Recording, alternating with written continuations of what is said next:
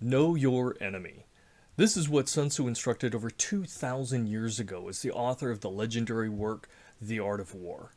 His insights, a staple at war colleges and business classes even today, still provides valuable insights for gaining advantages against intelligent adversaries. So when we look at the problem of ransomware, we must take the time to understand the threat agents behind the attacks. The people behind ransomware, they're a mixed bunch. Understanding their motivations, objectives, and capabilities provides great insights to what they will target and the likely methods that they will use. It can afford opportunities to leverage various techniques to predict, deter, dissuade, undermine, respond, and protect from attacks. If we leverage threat agent archetype methodologies that have been refined over the past decade and are now in use by NIST and various government agencies around the globe, we can classify the attackers behind ransomware and benefit from those valuable insights. So let's break it down. Based upon the activities we've witnessed over the past 2 decades, ransomware attackers fall into 4 basic groups, with one being the most dominant. First are the nation states, and these are the ones who are seeking hard currency. These are often nations that are under enormous international political and economic pressure with limited trade access. They're often embargoed or have multiple layers of embargoes and sanctions, which greatly limits their ability to get hard currency on the open market for the goods and resources from their country. They need international currency to purchase technology, weapons, and other desirables from other countries, often to keep such regimes in power. They either employ government talent to conduct international ransomware, or they sponsor it by contracting with cyber mercenaries, essentially hacker groups for hire, to do the dirty work for them.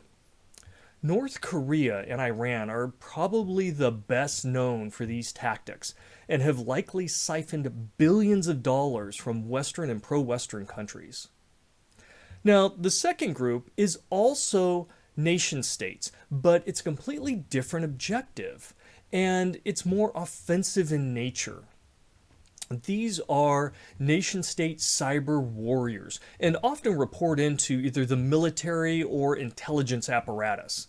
They're attempting to cause disruption, harm, or to send a pressuring political message. Now, they use ransomware as a deceptive technique to make it look like something else, to mask the attackers behind a veil of plausible deniability. Now, the money gained is a nice bonus. I mean, that can feed more activities, but the targets are actually selected, and they're in a way that they're primarily tied to a political motive of some kind. These attacks are often attempting to put pressure on foreign adversaries or simply send a thinly concealed threatening message that basically says that you can be victimized, we can reach out, and we can harm you. Now, conducting an attack through the use of ransomware can deflect attribution away from the aggressor, while still influencing the policies of the target. And more powerful countries play in this particular arena, and this is but one of many offensive cyber-related tools at their disposal, which may be used in conjunction with each other as part of a larger campaign. Overall, these are very selective attacks and may cause specific damage to government services, military defenses, national critical infrastructures, major businesses, important industries, or even government suppliers. All right, the third and the fourth groups by far are the largest, and those are cyber criminals. Now, these are individuals, groups, even professional organizations that have a single motivation: personal financial gain. Basically, they are the digital thieves using ransomware to extort money for their benefit. They often don't care where the money comes from. They just want the money. From a risk perspective, the nation states that are seeking hard currency and are conducting cyber warfare activities, they are the best overall resourced. They have the best tools. They have the ability to focus on specific targets like government functions or, various critical infrastructures that are vital to a nation. They are the most capable, but these attacks are fairly scarce, even if they are impactful. Instead, it's those everyday cyber criminals who conduct the vast majority of attacks, which they can be split into kind of two groups according to their skill level. Now, on the one hand, you have skilled hackers, and these have the technical savvy to target well defended organizations, and they're the ones seeking premium payments from sectors that they believe will pay. And that's the first group, and consider them kind of the elite. The second group is at the bottom of that pyramid, if you will, and they're considered the unskilled attackers. And often they're new to the scene, and they take part in entry-level cybercriminal work and many times begin their career by signing up as an affiliate with a ransomware as a service operation. Skilled cybercriminal crews, they're the elite and often pull off spectacular heists for millions of dollars. They can aim higher and target more valuable victims. They often show great patience, thoroughness, and professionalism. It's like a predator, right? Once they identify their target, they will pursue it with great vigor until they find a way to succeed. And they really are a force to be reckoned with. Now, some of these groups have boasted they've made over $1 billion in totality. It's also suspected that some of these teams will work for nation states under contract as those cyber mercenaries from time to time. But there are very few of these teams in operation. There's not hundreds of thousands of them or millions of them. It really is an elite class. Several of these groups have realized the best way to operate is by creating a framework that can enlist others in order to scale the operations. Such desires were the origins of ransomware as a service and the entire pyramid scheme that empowers the unskilled hackers to quickly enter the world of cybercrime for profit. This is where cybersecurity strategists, such as myself, looking into the future, begin to get very worried. Now, follow me along here for a second. Most of the current 4.7 billion internet users, they're from affluent countries, or they benefit from a higher than average financial status. Now, in reality, most of the world makes less than $20 a day, and they hustle every waking moment to survive or try and get ahead a little bit. It's sustenance living, often in areas which don't offer much in the way of economic opportunities, jobs, and so forth.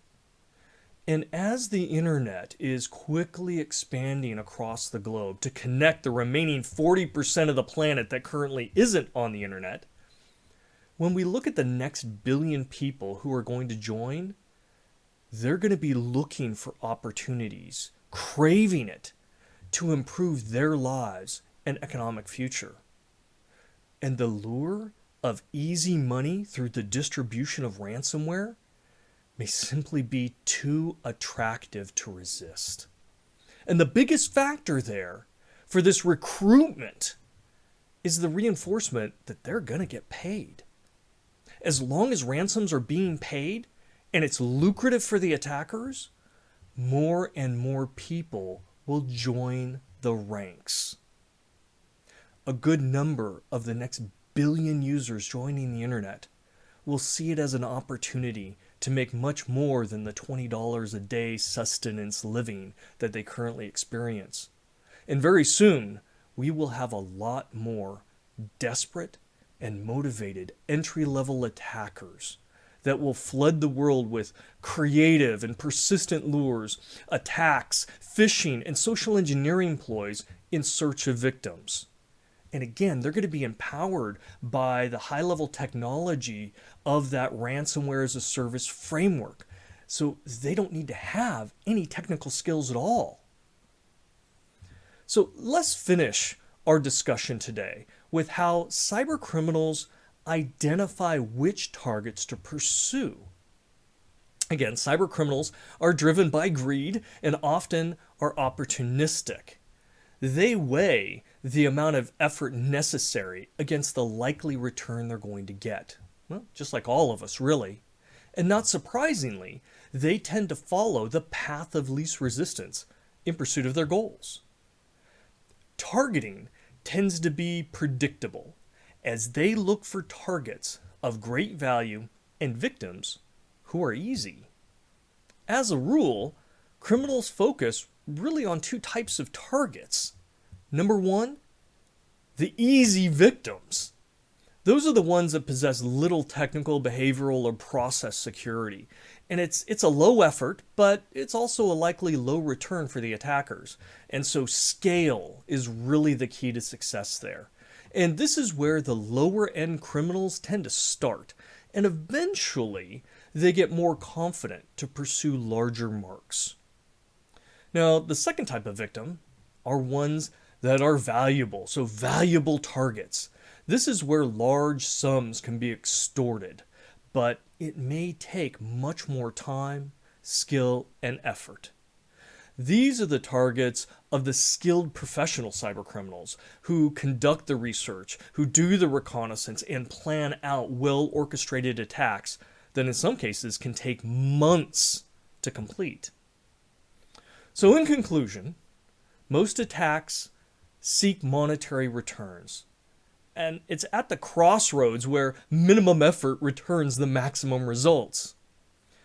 And understand that all the ransomware threat agents, the nation states and cybercriminals, often use social engineering attacks, as they are the easiest to conduct and they actually have a good chance of success over time. The best general advice? Well, number one, don't be an easy target. Implement the cybersecurity basics, and compared to others, be well above average. You know, there's an adage out there. You don't have to outrun the attacking bear. You just have to outrun the person next to you. And it kind of plays in this, right? Don't be the easy victim. And secondly, protect your valuables. Know what's important to you. You're not protecting everything equally. You need to protect your valuables more. If you have something of great value, take equitable care in protecting it. The higher the value, the more protection you need. Don't ignore the risks and proactively apply the most security around what is most valuable. Knowing if you're going to be a target of those nation states is also important, because that will determine if the investment of security really must rise to the capabilities of those attackers. So if you fall into the category of likely being attacked, well, you need to up your game. Thank you for watching. This is one session of a multi-part series on ransomware. The series is free on Cybersecurity Insights YouTube channel.